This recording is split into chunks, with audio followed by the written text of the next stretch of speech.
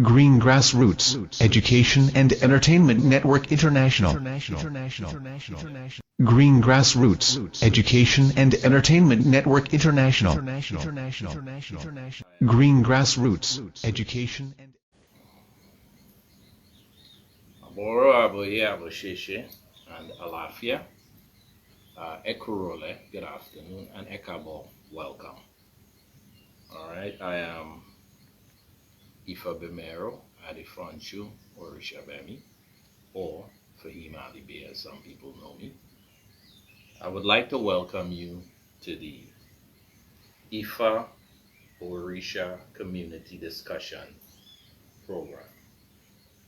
Alright, I would like to open the program by first giving respects to Olodumare, the Most High.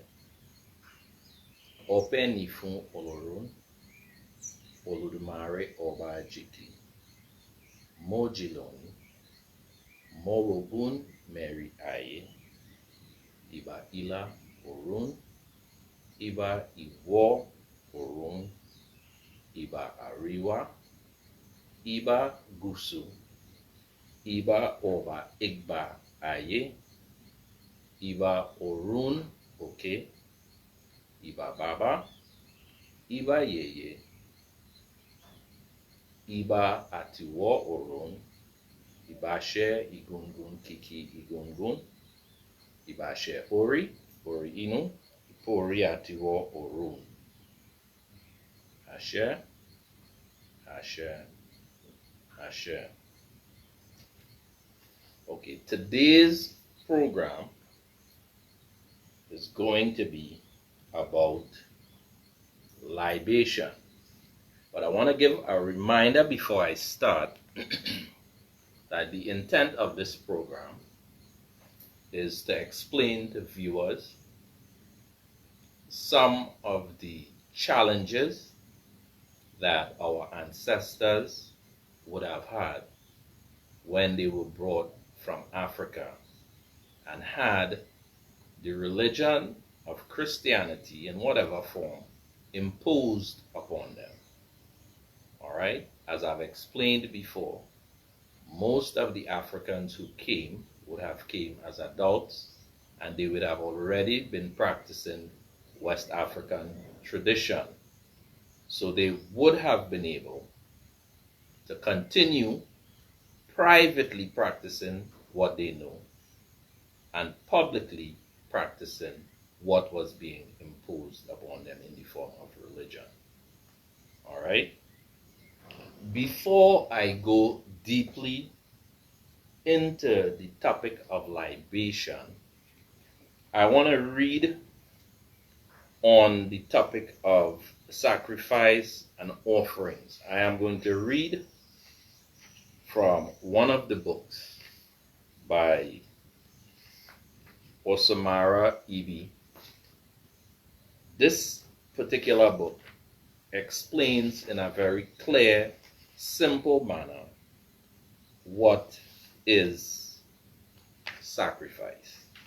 Right? It is a religious concept that is very common in most religious practices. As I have explained many times before, Orisha is a tradition, and religion only forms a very minute portion of the cosmological concept of the Orisha tradition, or of the Ifá-Orisa tradition. I'm going to read chapter 5 from the complete works of Orunmila by Mr. C. Osamara Ibie. Okay?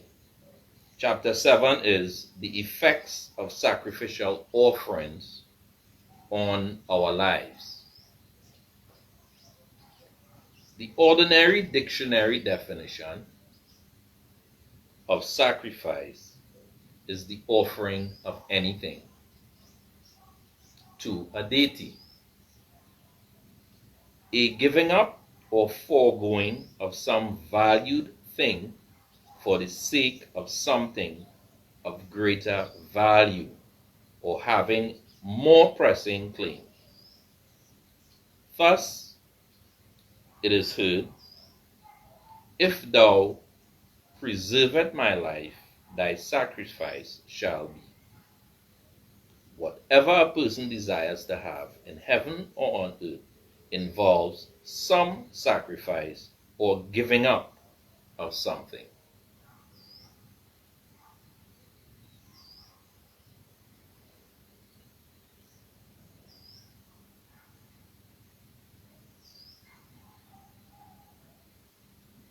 The simplest sacrifice one makes for anything is time.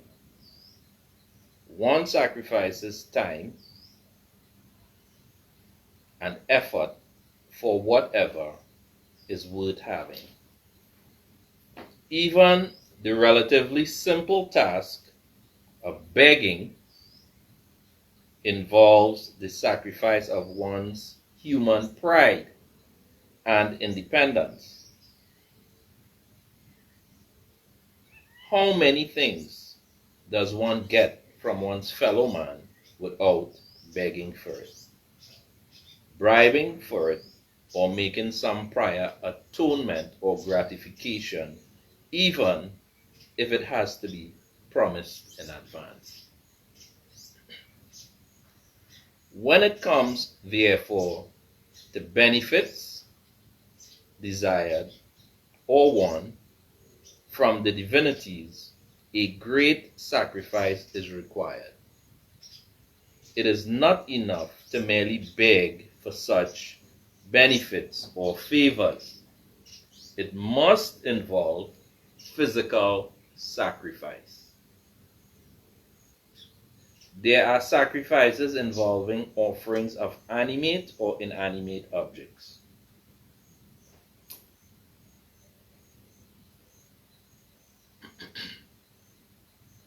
When one desires any form of progress or gain, it must involve some sort of investment. A farmer sacrifices part of his seeds for planting in the following year in order to reap a harvest at the end of the year. A trader invests his savings or borrowed funds in his business in order to realize the profit that will discharge his recurrent commitment. Were you able to share the knowledge? In the same way, when one deals in the sphere of divinities, one must give them what they want in order to beseech them to come to one's aid. Hence, the sheet anchor of the Ifa tradition is the making of sacrifice. Oren Miller says, sacrifice is deliverance. No matter what problems one may have at any time, if one promptly makes the sacrifice prescribed at divination, there must surely be a relief. Oren Miller reveals that before anyone leaves heaven for the world, he is advised to obtain clearance from the guiding deities. If he abides by the advice given to make sacrifice, he will find the world an easy abode. All right, and with that, I would stop reading from the book, and I would go now into today's lesson. All right, and as I said earlier, the lesson today is concerning what is called libation. All right, but before I get into libation, what I'm going to do is I'm going to give the etymological definitions of the words that I'm going to use while teaching this particular lesson. All right, the first word that I'm going to look at is the word communion. All right. And again, I'm going to break it into its parts using etymology. So for those who've heard me mention etymology before, this might actually be a good lesson where I'm going to demonstrate how etymology is used to find out the true, original, historic, or chronological meaning of any word that exists, that is a part of the language we speak. Now, the word communion, the root of the word is coma. I'm sure you have heard the term before when they say somebody went into a coma, or they say a person was comatose. So we have an idea of what that term coma could possibly mean. Now the same word coma is also pronounced comma. Yes, believe it or not, the same word coma is the same word comma. Yes.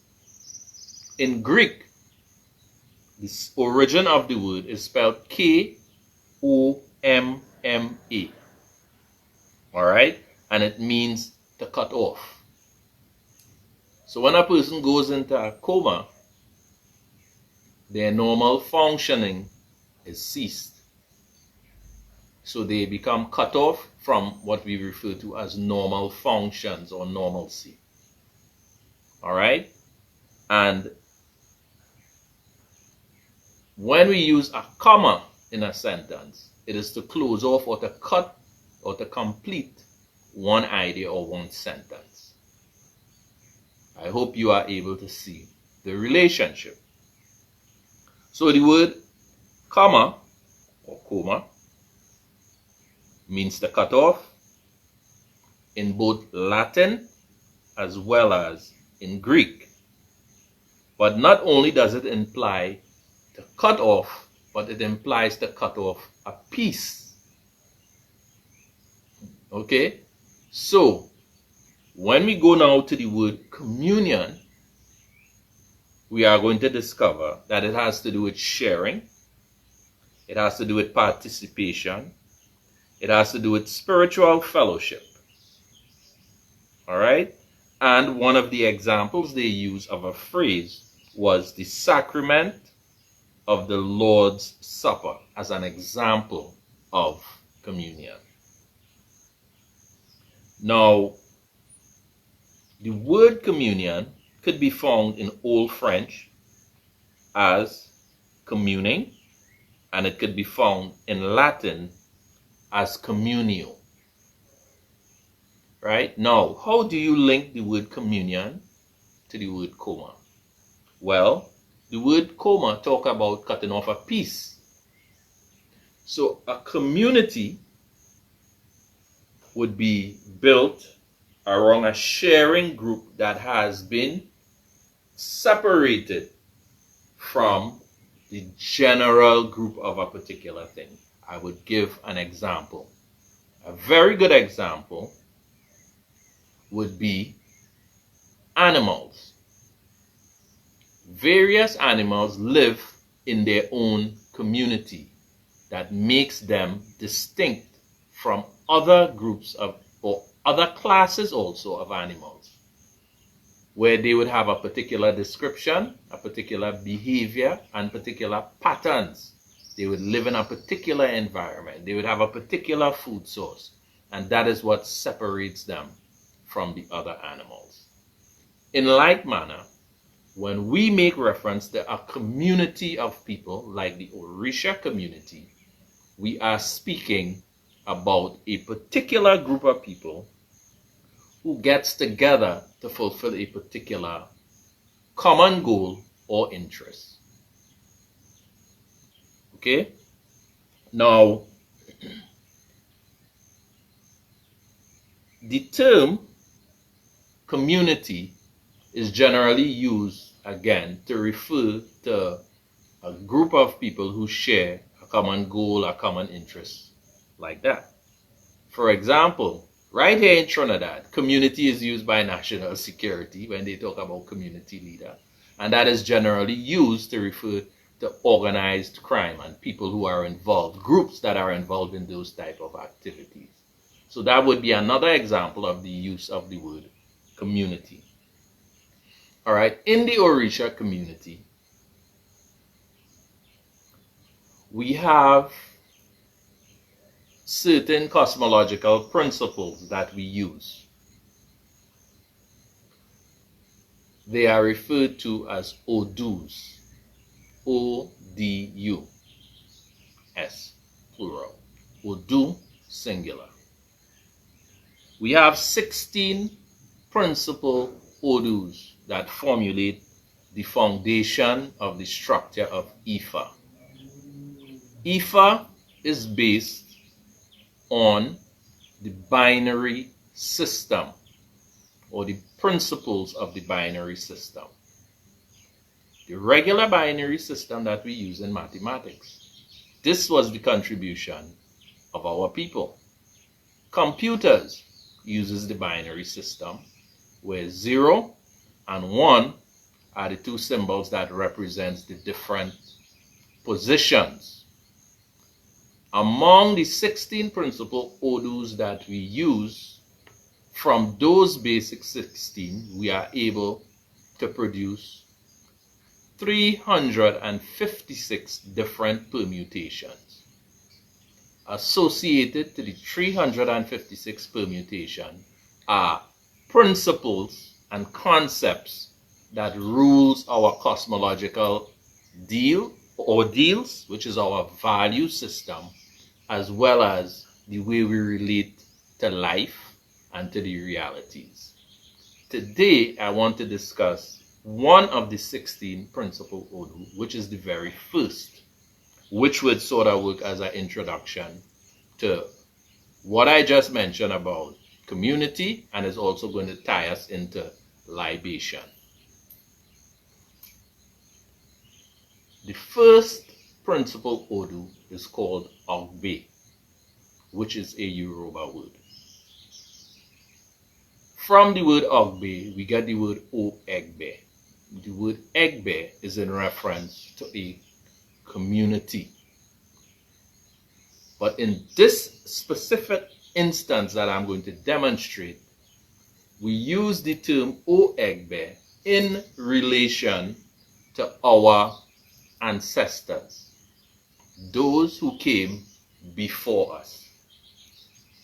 A lot of people ascribe a lot of superstition to the term ancestors. There is no superstition with the term ancestor.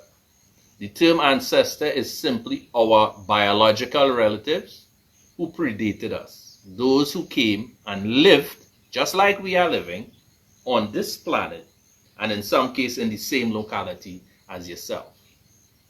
An example would be your grandparents or your great-grandparents if your parents are not alive.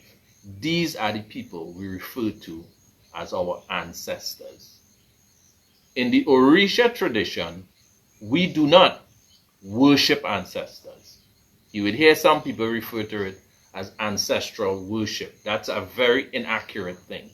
What we do is we venerate and we pay respects to our ancestors, which I think is only fair, seeing that they are the ones who are responsible for our current existence.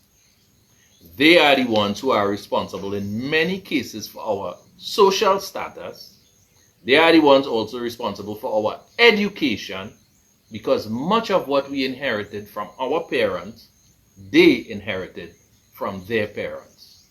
So whatever condition in life you have, whatever you know of your own history, would have been influenced by those who came before you. It is very, very important, particularly for people who are into families, to be able to recall the history of their family to their children and their grandchildren. And the reason for that is many times for people to have a sense of self-identity, they must be able to link themselves to a family, which is the first unit, and a community. All right? So I'm going to read for you what the very first principle called Egbe speaks about. Egbe, when translated, the source I used it from the Bantus, the South Africans, and I also use it from our direct ancestors who are mainly the West Africans. Right? In future broadcasts or streams, I would explain the indigenous link between many of us in the Americas and those from West Africa who came to the Americas long before slavery. But today's show is only about libation and communing with our ancestors via rituals. And the first one I'm going to discuss is libation. Egbe reads, his relatives has gathered to bless and support opportunities for fortune due to the support of his familial Egbe. And as I've explained before, the term Egbe refers to a society, a group, or a community. Let me continue reading. Will be guided and directed to achieve new knowledge and will have success with new ventures. Will be bestowed with beginner's luck. All right. It was very clear, but I want to just elaborate maybe on one or 2 points that was mentioned here. Having the blessing and the support of one's ancestors is very, very important. Why? Because these are the things that builds the confidence in a person. Many of us can remember growing up and our parents encouraging us to do particular things, which we probably was doubtful about, or didn't have enough confidence, or we didn't think we could achieve it or accomplish it. But in retrospect, we saw the importance of their support, and we saw the importance of them encouraging us to do these things that eventually led to our development, advancement, and progress. I would give one example. I could remember when my baby, that is my last daughter, but she's a grown adult now, started off riding her bike with her training wheels. And you know, the normal process, you want to raise up the training wheel to allow the child to be able to ride the bike. But what you do as the parent is you run behind the child and you hold on to the bike and you allow the child to pedal and to guide the bike. Now, what happened? After a while of the child knowing that you are there holding that bike, the child developed confidence in what they are doing. They would say, Daddy, you're doing good. And you would be like, yeah, you know, they mightn't be doing too good, but to build the confidence, you would, yeah, you're doing good. And after a while of telling them they're doing good and building their confidence, then they develop the sense of balance. They develop their sense of control. They develop their sense of speed. And eventually, you running behind the bike. Eventually, I stopped holding the bike for my daughter, but I kept running behind her. So she would think I was holding the bike. And eventually, she was able to ride without me running behind the bike and holding. So saying that to say, it is very, very, very important for us to always connect with the elders who eventually transition to the other stage of life, which we refer to as death. You know, but I strongly, based on the tradition of understanding of these things, I have learned over time that no one dies. What we do is we graduate to another phase of our development. We go to a place where all the others who lived before us went to. All right? These things are called different names, but that is not today's lesson. So now I'm going to go into the word libation, which is the lesson for today. The word libation could be found in both French and in Latin. And basically they were borrowed into English from those two languages. The word libation means to taste or to pour forth. All right? So as I mentioned, I'm going to explain a little bit about the language and etymology so that we could understand how it is applied to taking things apart so we have a better intellectual understanding of what some words actually originally meant and how these loan words have contributed to the development of the language we speak. The word libation in Latin is libatio. In French is libari. All right? And from the French and the Latin, it means taste and it means to pour as offering. It could also be found in Greek as libein, which means to pour drops by drop. Drop by drop. All right? Now, the same word could be found in Middle English,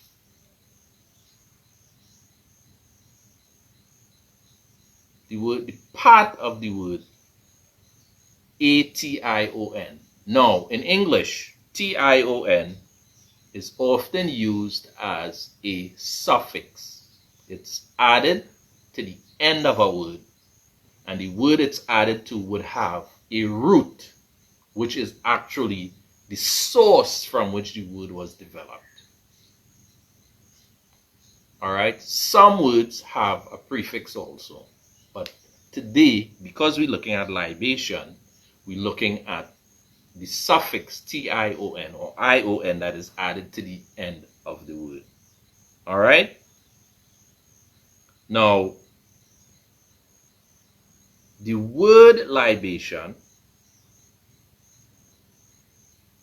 has a stem, which is the addition to it on the end, that we refer to as a suffix. So the stem is the part that is added to the root, and in this case we refer to it as a suffix. Now, interesting, in the word libation,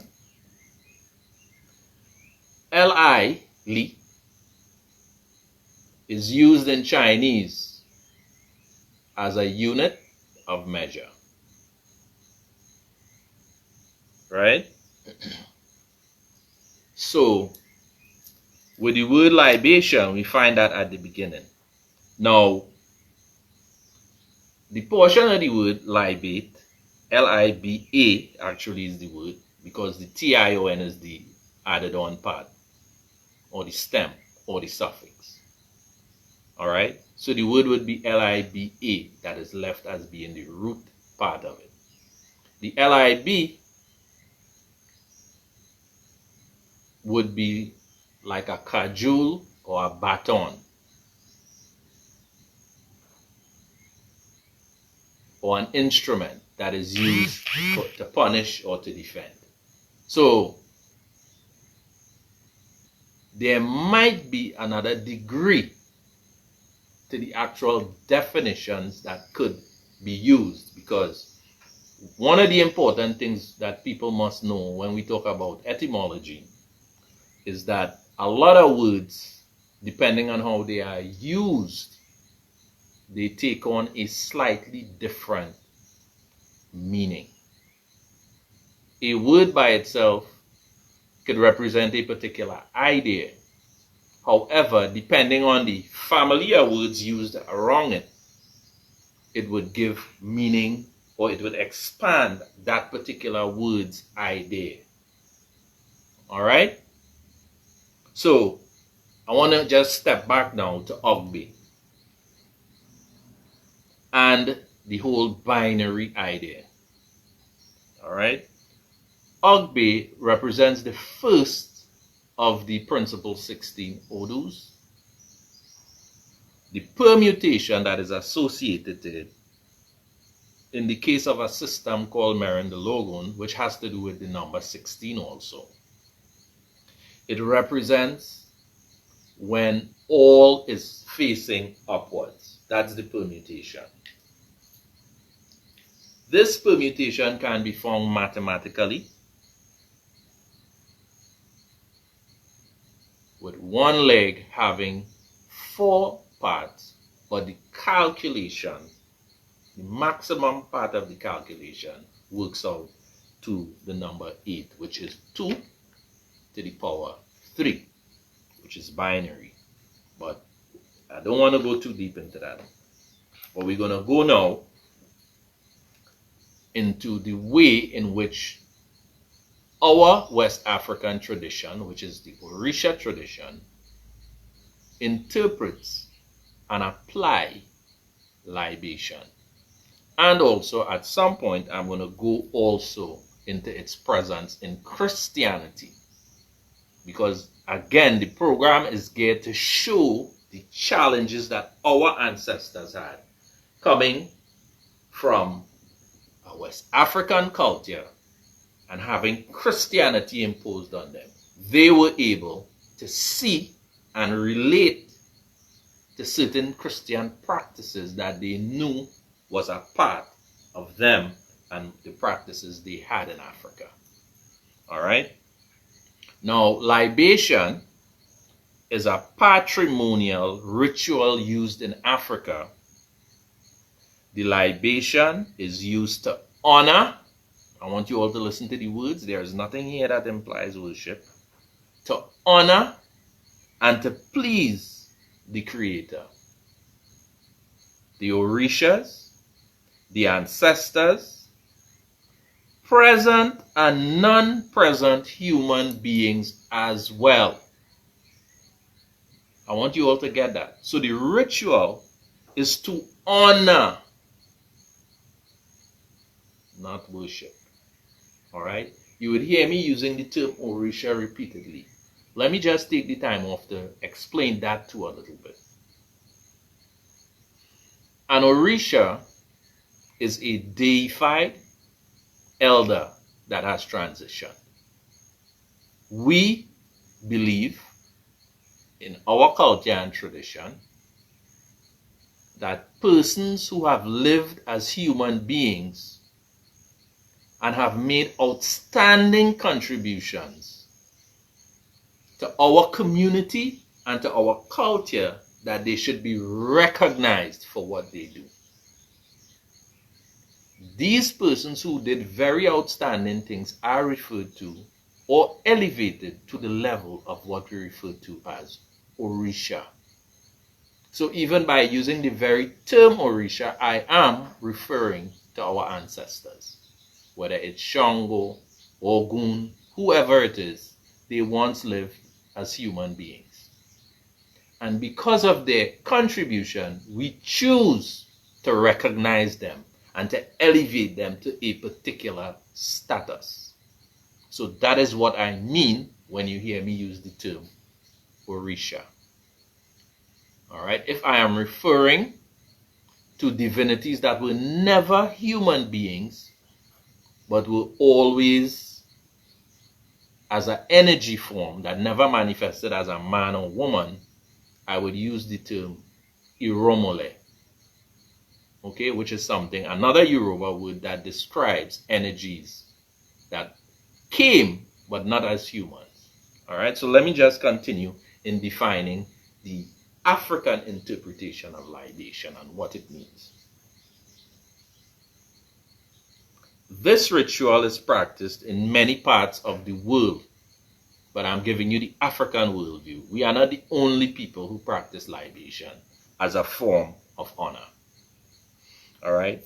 The liberator who performs the ritual presents with this significant ceremony the recognition and proclamation of existence together with the implicit acceptance of the higher powers, and in this way requesting and offering their blessings, either for a particular individual or a group, to repair the imbalance or cleaning, as some people put it, in a person, a family, or in the physical environment itself, as well as to nullify the perceived threat or said imbalance, to obtain blessings for a project that is about to be started, or for one that has already started,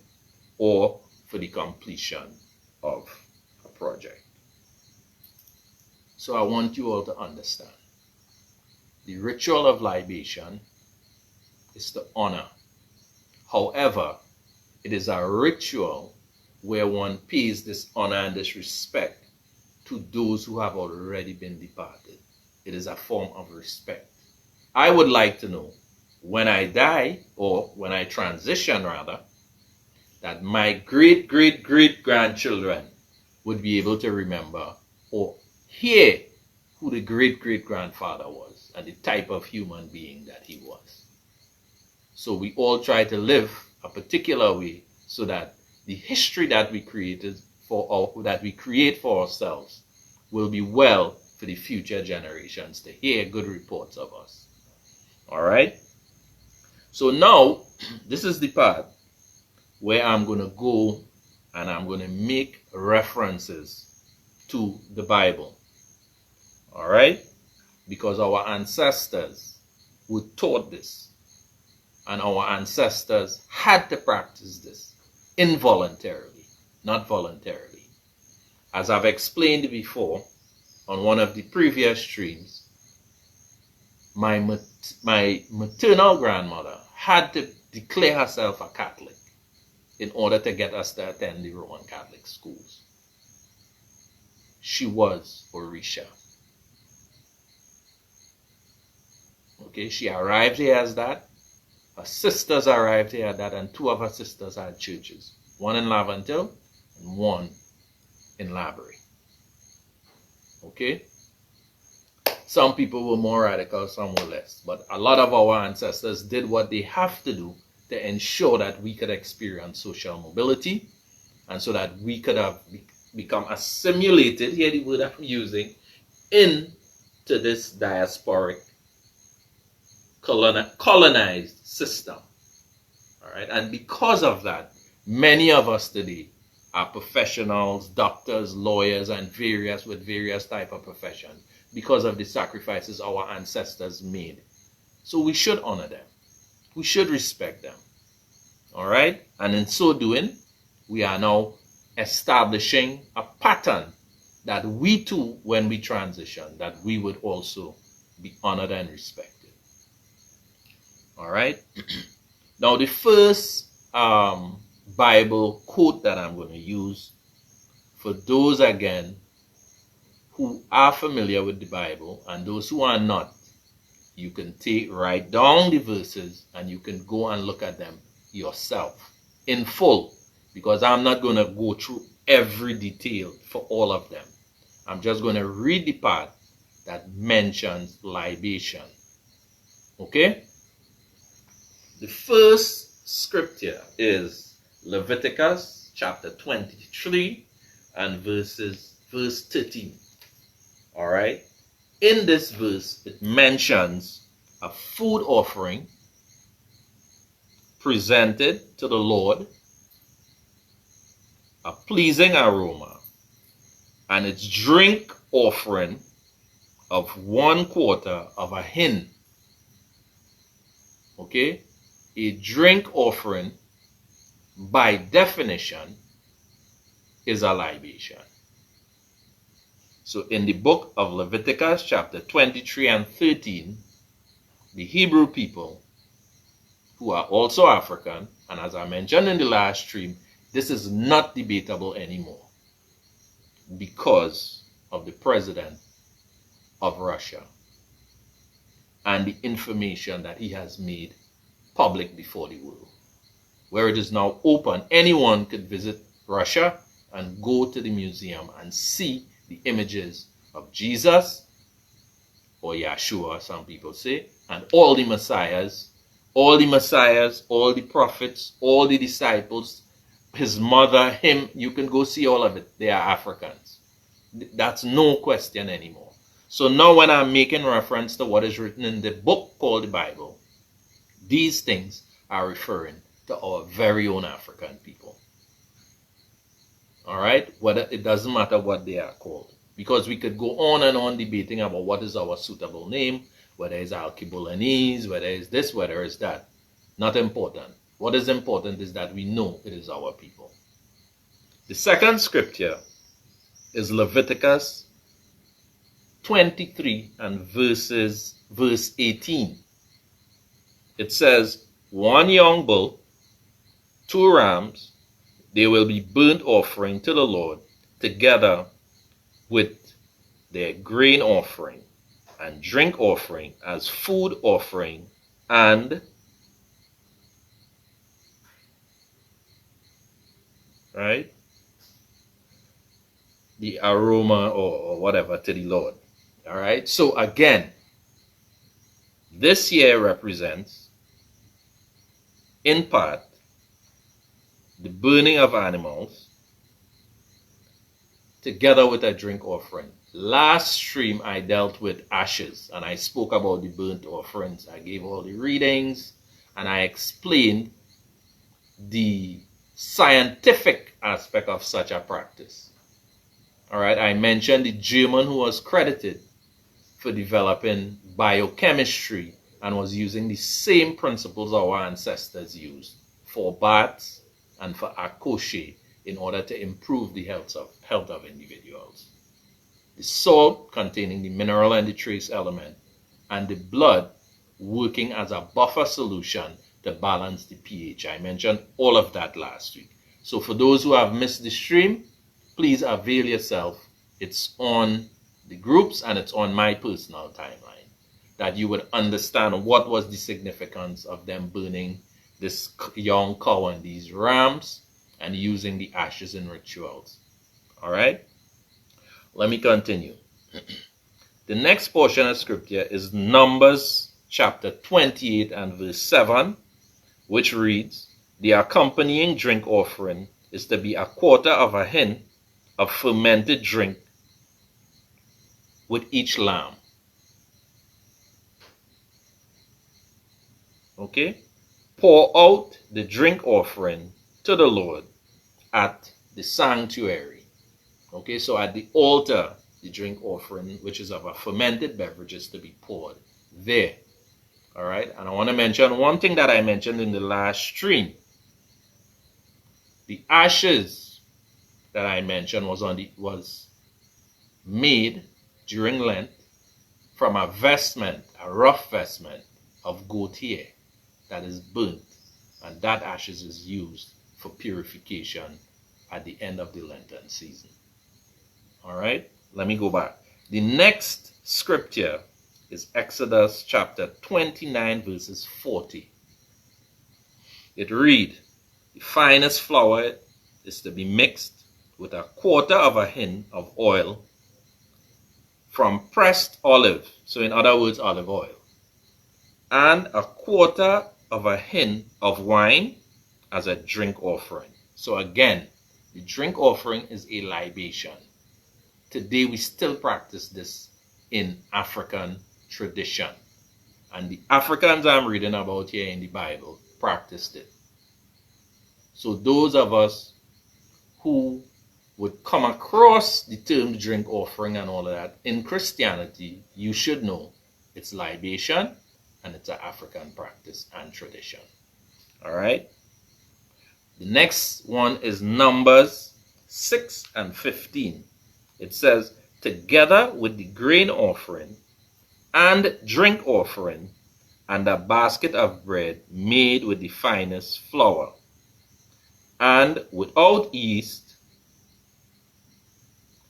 thin loaves with olive oil mixed in, thick loaves, with olive oil mixed in, and thin loaves brushed with olive oil. All right, many of these traditions are still practiced today in Thanksgiving, the bread and the sweet bread and all of that. It is practiced as an African tradition.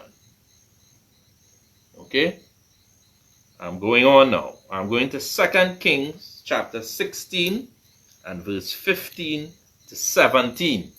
Please take notes for those who study the Bible, and you could go and look and see I didn't make none of this stuff up. I ain't that good. My father was the preacher. Right? I follow the tradition of those before my father, because his mother was spiritual Baptist, and I used to go to her Thanksgiving at her home every summer or every August. Right? All my older siblings could attest to this. I ain't making nothing up. All right, 2 Kings 16, 15 to 17. All right, which was the instruction given by King Ahaz. On the large new altar, offer the morning burnt offering and the evening grain offering, and the offerings of the people of the land, and their grain offering and their drink offering. Splash against this altar the blood of all the burnt offering and sacrifices. But I will use the bronze altar for guidance. This one needs a little explaining, and I am going to explain it. The animals that were burnt to produce the acid for the ritual, they were offered as what in African tradition we call Egbe. E-B-O. So when the animals are slaughtered, the blood is drained off. The Jewish people, the word ish means to be like. So by saying Jewish, they are telling us they are not Jews. They are telling us they are like the Jews, because they know who the Jews are, and they know it's not them. But let me continue. During the Egbe process, the blood is extracted from the animal. In some cases, it's collected in a basin. In some cases, it's poured at the edifice of a particular energy. So the blood that they mention in here that was collected from the burnt offerings is to be thrown onto the altar. That's the first thing I want to explain. The second thing that I want to explain is that he mentioned that he would use the bronze altar for guidance. Many Christians would not know what this is, because most of the pastors and the theologians and the people who are supposed to be the ones deciphering these things, unfortunately, many of them do not have an understanding. The bronze altar that he speaks of here is the breastplate that the priests, the high priests, used to wear. They are not the only persons who used to wear it. He said here that he was going to use it for guidance. Breastplate is normally was used as a protection for fighting war. But the breastplate that was used by the chief priest of Israel was used for divination. That's what he means when he said he's going to use it for guidance. The breastplate carried 12 movable stones, and it also carried something called a Urim and a Thummim. The breastplate with the 12 movable stones, today we African people still have that tool. In Hebrew, they call it an Ephod. In Yoruba, it's called an open Ifa. The Urim and the Tumim is used by us today. It is called Igbo, where we use different things to determine if our answer is yes or no. Again, these things could be investigated, and I want everybody not to take anything I have to say. I want you to go and verify it. This is what's going to separate me from the others. I am not here to tell you accept anything I say. I want you to take the time off to go and examine every word that I've said. In Exodus chapter 28, from verses 6 to 12, give all of the instruction and the details for the building of the ephod. What we know is it's not 12, as in the 12th tribe of Israel. What we know is 16 foundational or principal Odus. In reading Exodus 28, 6 to 12, you're going to see a lot of different details about what is to be inscribed here and what is to be inscribed there and all these things. They also use the permutations. Okay? The Jewish rabbis would claim that the alphabet, which is block type Hebrew, which is what they use today, in the ancient time, it was called Amharic, and it was not as structured like the letters in our alphabet.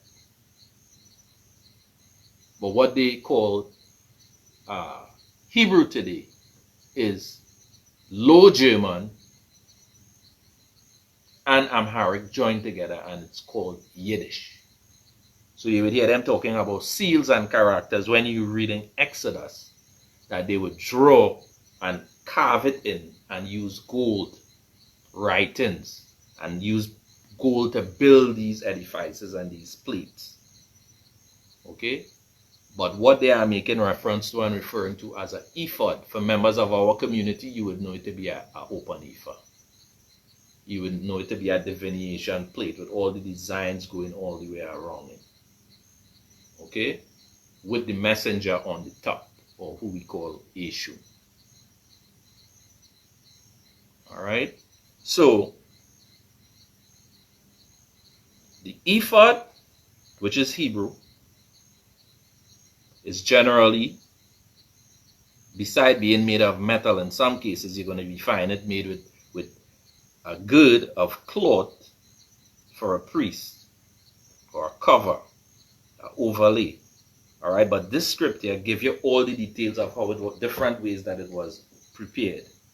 Right, I mentioned the Urim and the Tumim, which are tools used to go deep into finding answers. Again, it's part of our tradition. So our ancestors were able to make these comparisons to what they know to what was imposed on them. So basically, this ends today's lesson. All right, so we got a little bit about etymology and understanding the origins of words and how they are used, how they are modified, and how they are loaned from the Romance languages, and how these loan words create new words in English that we use. All right, now normally what I would do is I have a series of etymology dictionaries that I use. So any person wanting to do any real deep or professional type of research and come into a clear understanding of any material that you read, I would suggest you get yourself a couple of etymology dictionaries. Right? Whatever profession you may have, every profession has its own lexicon or its own language.